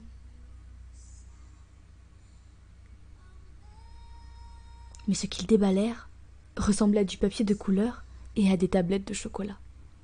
En fait, on est au monde de Willy Wonka, là. « Nous sommes à Bonbonville, » dit Casse-Noisette. « Il vient d'arriver un envoi du pays du papier et du roi du chocolat. Les pauvres maisons de Bonbonville ont été récemment menacées par l'armée de l'amiral des mouches. C'est pourquoi ils les camouflent avec les dons reçus du pays du papier et construisent des retranchements avec les magnifiques chefs-d'œuvre que le roi du chocolat leur a expédiés. Mais, chère demoiselle Stalbaum, nous n'allons pas visiter toutes les petites villes ni tous les villages de ce pays. Gagnons maintenant la capitale. En route pour la capitale. » Casse-Noisette avançait d'un pas rapide, et Marie le suivait pleine de curiosité. Au bout de quelques instants, s'éleva un merveilleux parfum, un parfum de rose, et tout fut comme baigné d'une douce lueur rosée. Marie constata que c'était le reflet d'une eau rose et brillante, dont les petites vagues d'argent rosé, clapotantes et murmurantes, tintaient à quelques pas devant eux, en ravissante mélodie. Sur cette eau charmante, qu'elle voyait s'élargir comme une sorte de grand lac, glissaient de merveilleux cygnes d'une blancheur argentée, portant au cou des colliers d'or, et chantant à l'envi les plus ravissantes mélodies, au rythme desquelles dansaient joyeusement des petits poissons de diamants, qui surgissaient de ces flots de rose et y plongeaient tour à tour. « Ah !» s'écria Marie avec enthousiasme. « C'est le lac que parrain de Rosselmeyer voulait un jour fabriquer pour moi. Je le reconnais. Et moi je suis là. Je suis la petite fille qui devait folâtrer avec les cygnes. » Casse-Noisette eut un sourire ironique que Marie ne lui connaissait pas. « Le parrain ne réussirait jamais à fabriquer une telle merveille, dit-il alors. C'est plutôt vous qui le pourriez, chère demoiselle. Mais ne nous attardons pas trop à y réfléchir. Traversons plutôt le lac des Roses pour aller à la capitale. » La capitale. Casse-Noisette frappa encore une fois dans ses petites mains. Aussitôt, le lac des Roses s'agita, des vagues s'élevèrent en mugissant, et Marie vit au loin une conque faite de pierres précieuses dont les vives couleurs scintillaient au soleil. Elle approchait, tirée par 2 dauphins aux écailles dorées. 12 charmants petits Africains, dont les pagnes et les turbans étaient faits de brillantes plumes de colibri, sautèrent sur le rivage, glissant légèrement sur les vagues. Ils transportèrent Marie puis Casse-Noisette dans la conque qui reprit aussitôt sa course sur le lac. Qu'il semblait délicieux à Marie de naviguer ainsi dans cette conque, parmi les vagues et les senteurs de roses. Les 2 dauphins, aux écailles d'or relevant leurs naseaux, projetaient très haut des jets de cristal qui retombaient ensuite en arcs étincelants. Et l'on eût dit entendre de petites voix argentées qui murmuraient « Qui glisse sur le lac des Roses? La fée moucheron? Petit poisson? Cygne? Passereau? Vague, vague, murmurez, teintez, chantez, guettez. Petite fée, glisse sur les eaux, flots de roses. Agitez-vous, agitez-vous, clapotez, rafraîchissez. » Mais les 12 petits Africains, juchés à l'arrière de la conque, semblèrent prendre en mauvaise part la chanson des jets d'argent, car ils secouèrent si bien leurs parasols que les feuilles de dattier dont ils étaient faits s'entrechoquèrent avec un petit bruit sec, tandis que, battant de leurs pieds un rythme étrange, ils chantaient. Clap et clip, et clap et clip, et clap et clip. Ces Africains sont d'amusants petits personnages, dit Casse-Noisette. Mais ils vont me mettre tout le lac en révolution. Et ce fut en effet bientôt un assourdissant tumulte de voix extraordinaires qui semblaient floyer sur les eaux et planer dans les airs. Mais Marie n'y prêtait pas attention. Penchée sur les vagues odorantes, elle apercevait dans chacune d'elles un doux et gracieux visage d'enfant qui lui souriait. « Oh, mais regardez !» s'écria-t-elle. « Regardez, cher monsieur Drosselmeyer, c'est la princesse Pirlipat. C'est elle qui me sourit si gentiment. Oh, regardez, je vous prie !» Mais Casse-Noisette, avec un soupir presque déchirant, répondit: « Mais non, chère demoiselle Stahlbaum, ce n'est pas la princesse Pirlipat, c'est vous, c'est toujours vous. C'est toujours votre charmant visage qui sourit si gentiment dans chaque vague de rose. » Alors Marie rejeta vivement la tête en arrière et ferma les yeux et fut toute honteuse. À ce moment, les 12 Africains la soulevèrent hors de la conque et la portèrent sur la rive. Elle se trouvait dans un petit taillis qui était presque plus joli encore que la forêt de Noël, tellement tout y était brillant et scintillant. Mais le plus ravissant étaient les fruits étranges qui pendaient aux branches et qui non seulement avaient des singulières couleurs, mais exhalaient aussi de merveilleux parfums. « Nous sommes dans la forêt des confitures, » expliqua Casse-Noisette, « et voici là-bas la capitale. »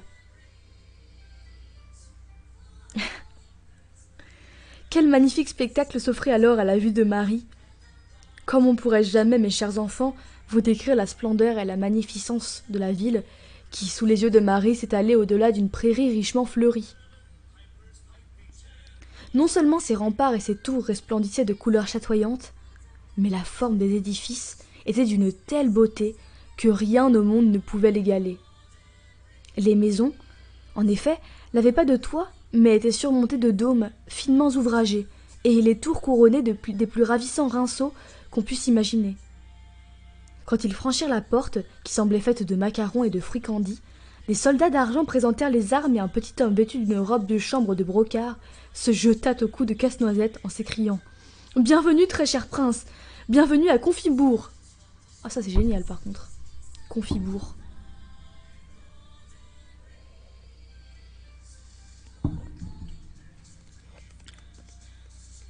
Il reste moins d'une vingtaine de pages. Ah, j'ai besoin de renifler.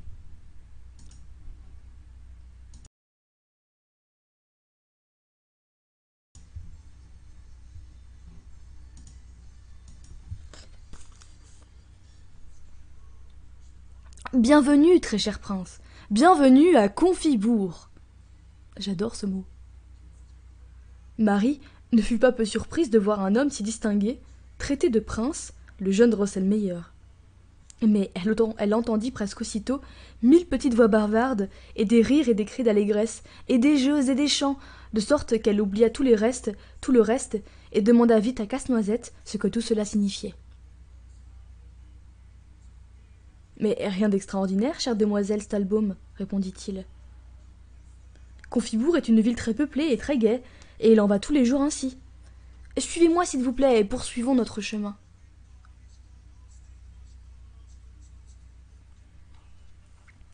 À peine eurent-ils fait quelques pas qu'ils arrivèrent sur la grande place du marché où les attendaient le plus merveilleux des spectacles. Les maisons tout autour étaient faites de sucreries ajourées. De fins balcons s'étageaient les uns au-dessus des autres. Au milieu de la place, en guise d'obélisque, se dressait un grand gâteau glacé en forme de pyramide, autour duquel jaillissaient de toutes sortes de fontaines fort habilement conçues, des jets d'orgeat, de limonade et d'autres boissons sucrées. Et dans le bassin s'accumulait une crème fort appétissante que l'on aurait aimé prendre à la cuillère.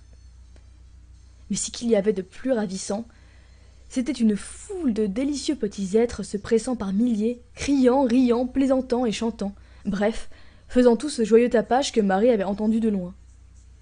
Il y avait là, pêle-mêle, des messieurs et des dames élégamment vêtus, des Arméniens et des Grecs, des Juifs et des Tyroliens, des officiers et des soldats, des prêtres et des bergers, des arlequins et enfin toutes les sortes de gens qui existent au monde. Dans un coin de la place, le tumulte s'accrut, et les groupes s'écartèrent car le grand Mogol, accompagné de 93 grands dignitaires et de 700 esclaves, se faisait transporter sur un palanquin. Mais il advint que dans le coin opposé, la corporation des pêcheurs, environ 500 hommes, défila sur la place. Par malheur, le puissant prince turc eut à ce moment précis la malencontreuse idée de vouloir traverser à cheval avec son escorte de 3000 génissaires la place du marché. À cela s'ajouta encore le long cortège qui revenait du sacrifice solennel interrompu et se dirigeait en lourdes vagues vers la pyramide, jouant et chantant. « Grâce soit rendue au soleil tout-puissant !» Je vous laisse imaginer la confusion et le tohu-bohu et les glapissements qui s'ensuivirent. Bientôt, des cris de détresse se mêlèrent à ce vacarme, car un pêcheur dans la cohue avait arraché la tête d'un brahmane. Normal. Et le grand Mogol avait failli être renversé par un arlequin. Désordre et tapage atteignirent leur comble, et l'on en était déjà arrivé à se battre et à se rouer de coups, quand l'homme en robe de chambre de brocart, celui qui à la porte avait souhaité la bienvenue à Casse-Noisette, et l'avait appelé prince, escalada le gâteau, et après que l'on eut tiré 3 fois une cloche au son très clair, cria 3 fois d'une voix puissante. « Confiseur, confiseur, confiseur !» Et la tumulte cessa aussitôt. Chacun se tira de là comme il put. Les cortèges embrouillés se démêlèrent, on brossa soigneusement les vêtements souillés du grand Mogol, on remit en place la tête du brahmane, et la joyeuse animation du début reprit. « Que signifie cette histoire de confiseur, cher monsieur Drosselmeyer ?» demanda Marie. « Eh bien, voyez-vous, chère demoiselle Stallambaum, répondit Casse-Noisette, on appelle ici confiseur une puissance inconnue et terrible que l'on croit capable de disposer des hommes à sa guise. C'est en quelque sorte la fatalité qui pèse sur ce joyeux petit peuple. Ils en ont tous une telle crainte que le seul fait de la nommer, calme comme par miracle les plus bruyants tapages, comme vient de le prouver monsieur le maire. Chacun alors, oubliant ce qui est de ce monde et les coups dans les côtes et les bosses sur la tête, se replie sur lui-même et se demande quelle est la nature de l'homme et à quoi il est destiné. Marie ne put retenir un cri d'admiration et de stupeur en se trouvant soudain devant un magnifique château, flanqué de 100 tours finement ouvragées qui se dressaient dans l'éclat d'une claire lumière de rose.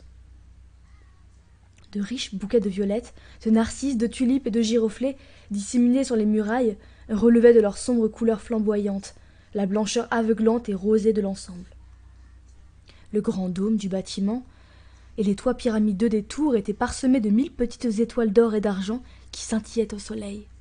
« Nous voici devant le château Massepain, dit Casse-Noisette. Marie était tout entière perdue dans la contemplation de ce palais féerique. Cependant, il ne lui échappa point que l'une des grandes tours était privée de son toit et que de petits hommes debout sur un échafaudage de bâtons de cannelle semblaient occupés à le reconstruire. Avant même qu'elle interrogeât Casse-Noisette à ce sujet, celui-ci poursuivait. Il y a quelque temps, ce beau château fut menacé, sinon d'une destruction totale, du moins de terribles ravages. Le géant Gourmet se trouvait par là, et s'empressa de mordre le toit quand les confits bourgeois lui apportèrent en tribut tout un quartier de la ville ainsi qu'une importante part de la forêt des confitures. Moyennant quoi il se déclara rassasié et passa son chemin. À ce moment, on entendit une douce et agréable musique. Les portes du château s'ouvrirent, et l'on vit sortir 12 petits pages, tenant dans leurs petites mains, à la manière de flambeaux, des clous de girofle allumés. Leur tête était en perles, leur corps fait de rubis et d'émeraudes, et ils se déplaçaient grâce à de ravissants petits pieds ciselés dans de l'or fin. 4 dames les suivaient. Elles étaient presque aussi grandes que la Clairette de Marie. Mais leur toilette avait un tel éclat, une telle magnificence, que Marie ne put douter un seul instant qu'elles ne fussent des princesses de haute lignée. Elles embrassèrent tendrement Casse-Noisette avec d'affectueuses exclamations de joie. « Oh mon prince, mon cher prince, oh mon frère !» Casse-Noisette semblait très ému et essuyait les larmes qui ne cessaient de couler de ses yeux. Puis il prit par la main Marie et dit d'une voix bouleversée par l'émotion: « Voici demoiselle Marie Stolbaum, fille d'un très estimable conseiller de médecine. C'est elle qui m'a sauvé la vie. Si elle n'avait pas jeté à temps sa pantoufle, si elle ne m'avait pas procuré le sabre du colonel, je serais couché dans la tombe, déchiqueté par le maudit roi des rats. »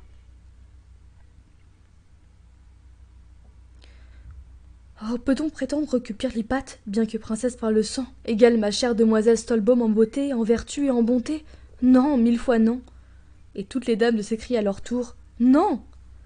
de se jeter au cou de Marie et de sangloter en disant « Oh, grâce à vous qui avez sauvé la vie de notre cher prince, de notre frère, oh, chère demoiselle !»« Bonsoir à toi. » Puis, les dames accompagnèrent Marie et Casse-Noisette à l'intérieur du château, dans une salle dont les murs étaient faits de milliers de cristaux aux couleurs chatoyantes. Marie s'extasia surtout sur les ravissants petits secrétaires, chaises et commodes qui se trouvaient tout autour de la pièce et étaient tout en bois de cèdre ou de brésil et parsemés de fleurs d'or. Les princesses invitèrent Marie et Casse-Noisette à s'asseoir.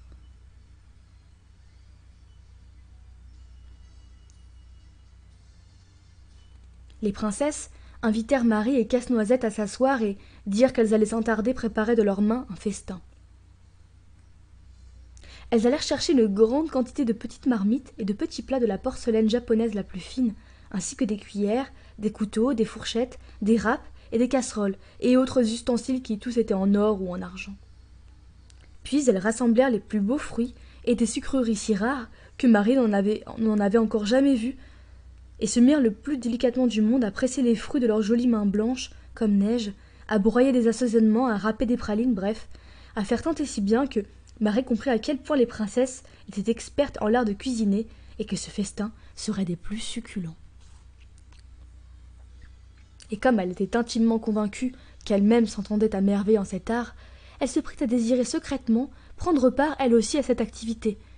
Et il se trouva que la plupart des belles sœurs de Casse-Noisette, comme si elles avaient deviné ce secret désir, lui tendirent un petit mortier d'or et lui dit « Tendre amie, toi qui as sauvé la vie de mon frère, n'aimerais-tu pas piler un peu de sucre de candi ?»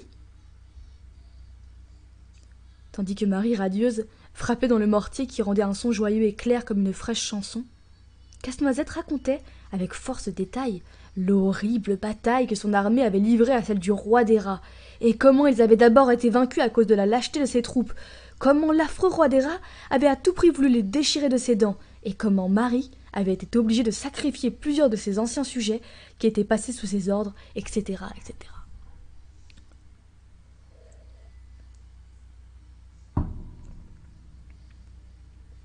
Pendant ce récit, il semblait à Marie que ses paroles et même les coups de mortier rendaient un son de plus en plus lointain, de plus en plus imperceptible. Elle vit ensuite des voiles d'argent s'élever autour d'elle, comme une brume légère dans laquelle flottaient les princesses, les pages et Casse-Noisette et elle-même. Elle entendit un chant étrange, une sorte de bourdonnement, de bruissement d'ailes, qui semblait se perdre dans l'espace. Puis elle eut l'impression d'être soulevée par des vagues et de monter ainsi de plus en plus haut, de plus en plus haut, de plus en plus haut. Et patatras! Marie tomba d'une hauteur incommensurable. Quel choc! Mais elle ouvrit aussitôt les yeux et se retrouva dans son petit lit. Il faisait grand jour. Sa maman se tenait devant elle et disait « Comment peux-tu dormir encore à pareille heure? Il y a longtemps que le petit déjeuner est là. »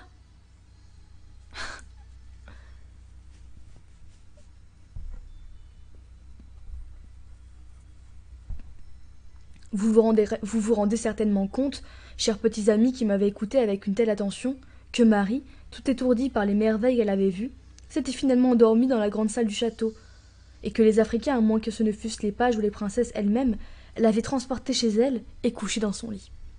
« Oh, maman, ma chère maman, si tu savais où on m'a conduite cette nuit-là, le jeune monsieur de Rosselmeyer, si tu savais quelle merveille il m'a fait voir !» Et elle raconta toutes ses aventures avec presque autant de précision que je l'avais fait moi-même. Sa mère la regarda avec stupeur, et quand Marie eut terminé, elle dit « Tu as fait un grand rêve, un rêve magnifique, ma petite Marie, mais maintenant il faut oublier tout cela. » Marie affirma obstinément qu'elle n'avait pas rêvé et qu'elle avait bien vu tout ça de ses propres yeux. Alors sa mère l'emmena près de l'armoire, en sortit le casse-noisette qui se trouvait comme d'habitude sur la 3e étagère et dit « Comment peux-tu croire, petite folle, que cette poupée de bois de Nuremberg puisse être douée de la faculté de vivre et de se mouvoir ?»« Mais ma chère maman, interrompit Marie, je sais pourtant bien que le petit casse-noisette est le jeune monsieur de Drosselmeyer de Nuremberg, le neveu de parrain de parrain Drosselmeyer. » Alors le conseiller et la conseillère éclatèrent d'un rire sonore. « Oh, continua Marie, presque en larmes. Voilà que tu te moques de mon casse-noisette, cher papa. Lui qui disait pourtant tant de bien de toi quand nous sommes arrivés au château, et qui m'a présenté à ses sœurs en disant que tu étais un conseiller en médecine très estimable.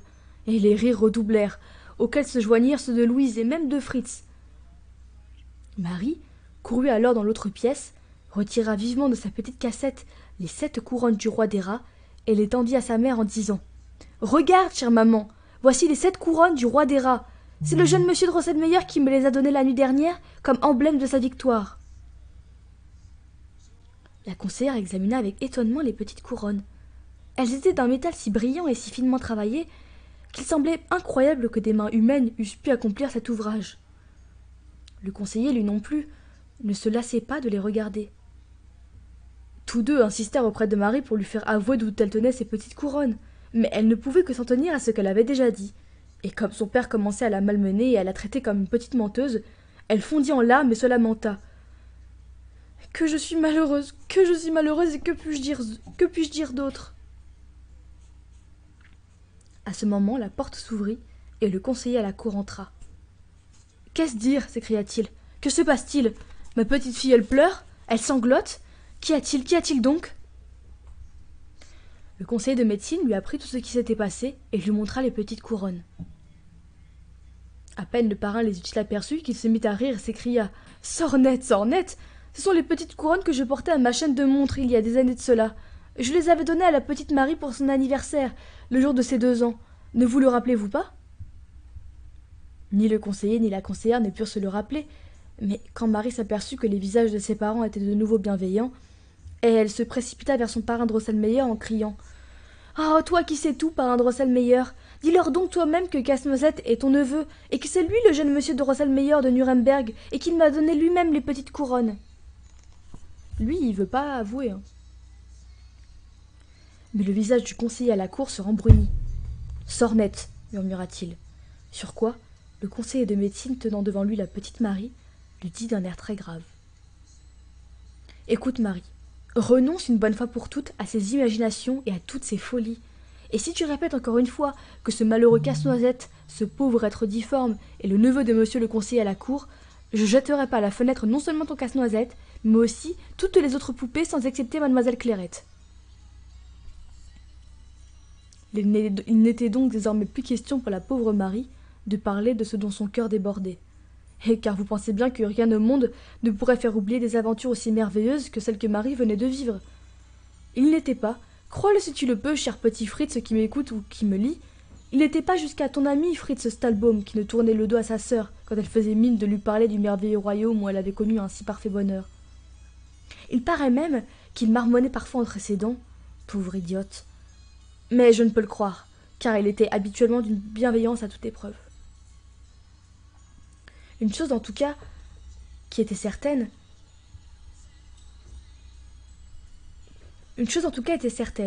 comme il ne croyait plus rien de ce que Marie lui racontait, il répara publiquement au cours d'une parade l'injustice que ces hussards avaient subie.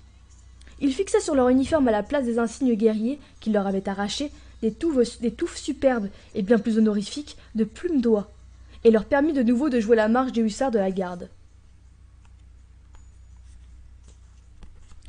Nous savons mieux que personne ce qu'il convient de penser du courage dont avaient fait preuve les hussards quand leur pourpoint rouge avait été taché par les affreuses balles.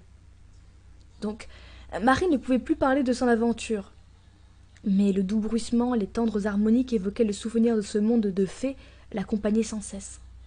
Dès que sa pensée se fixait sur ces images, elle croyait revivre tous ces merveilleux instants. C'est ainsi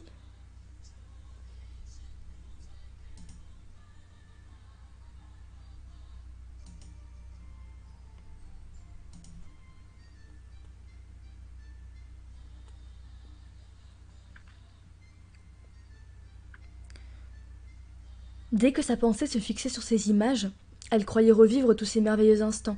C'est ainsi qu'au lieu de jouer comme elle aimait tout le temps le faire autrefois, il lui arrivait de rester immobile et silencieuse, perdue dans ses pensées, si bien que tout le monde la traitait de folle et de petite rêveuse.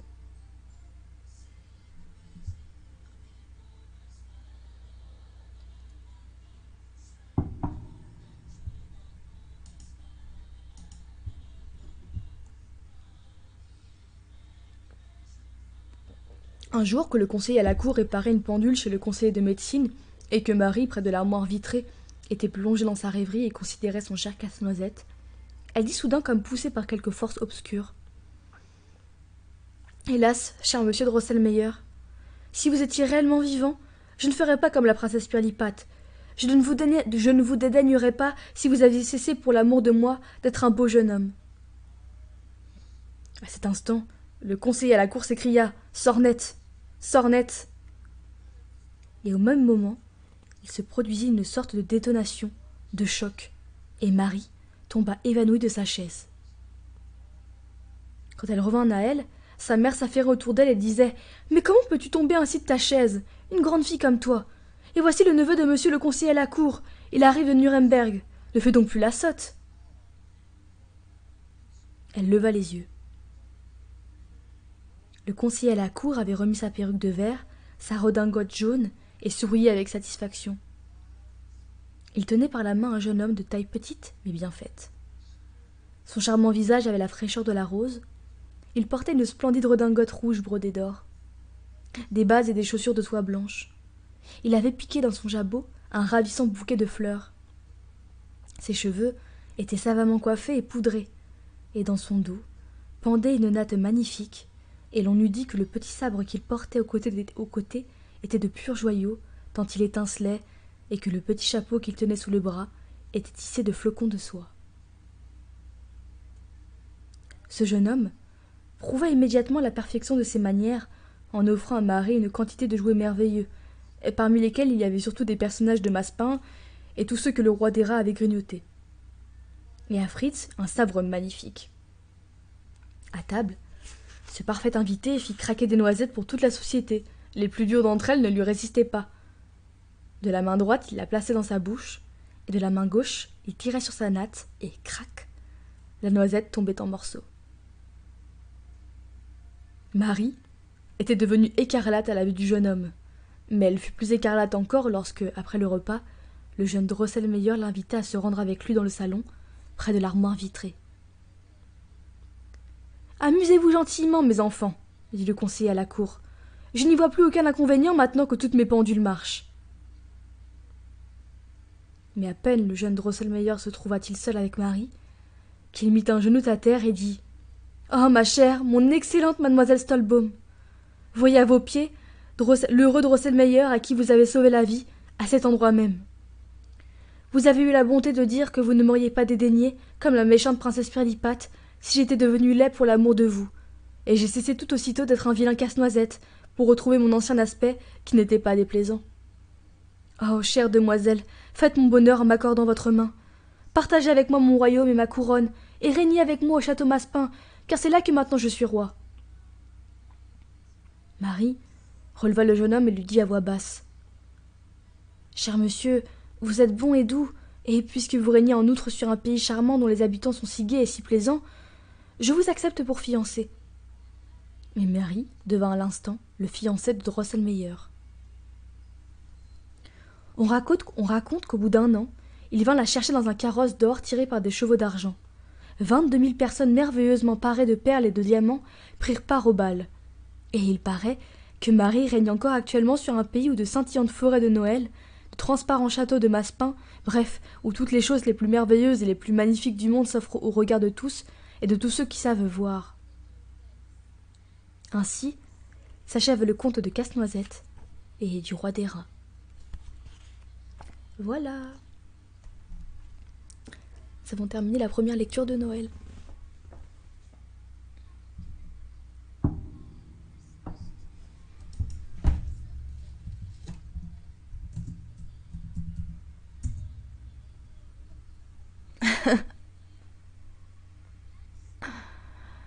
C'est vrai, tu as raison. J'espère d'ailleurs que ton voyage t'a beaucoup plu. Du coup, j'ai quelques petites choses à vous dire avant de partir. Bonne soirée à toi. Premièrement, est-ce que vous voulez qu'on continue une lecture suivante demain ou qu'on passe ça la semaine prochaine?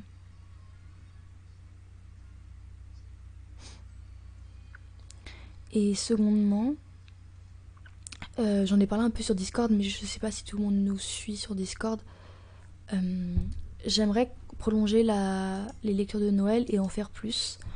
Donc, en fait, en faire pas jusqu'à Noël, parce qu'il faut pas déconner, je pense que vous aurez pas que ça à foutre, mais en gros, allonger un peu les lives de Noël, et du coup, faire plus de lectures, et j'aimerais savoir si ça vous intéresserait qu'on continue. Si c'est pas très intéressant, on coupe là et on reprendra les lives pour un autre thème ou pour autre chose.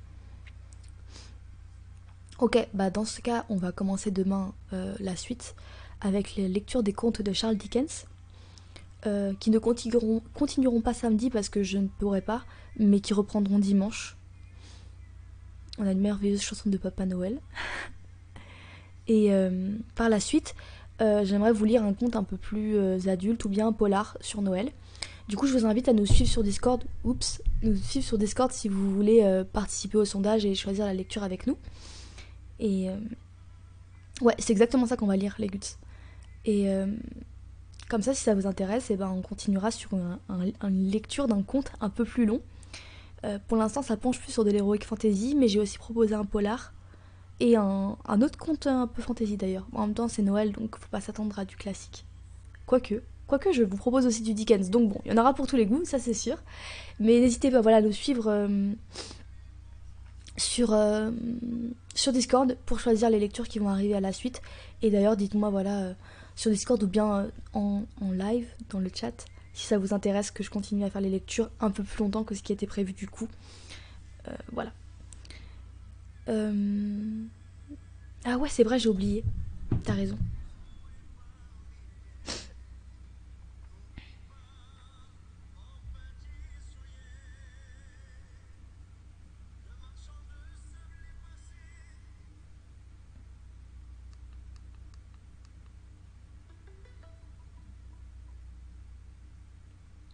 Il y a plusieurs versions, donc je sais pas c'est laquelle, j'en mets une au hasard.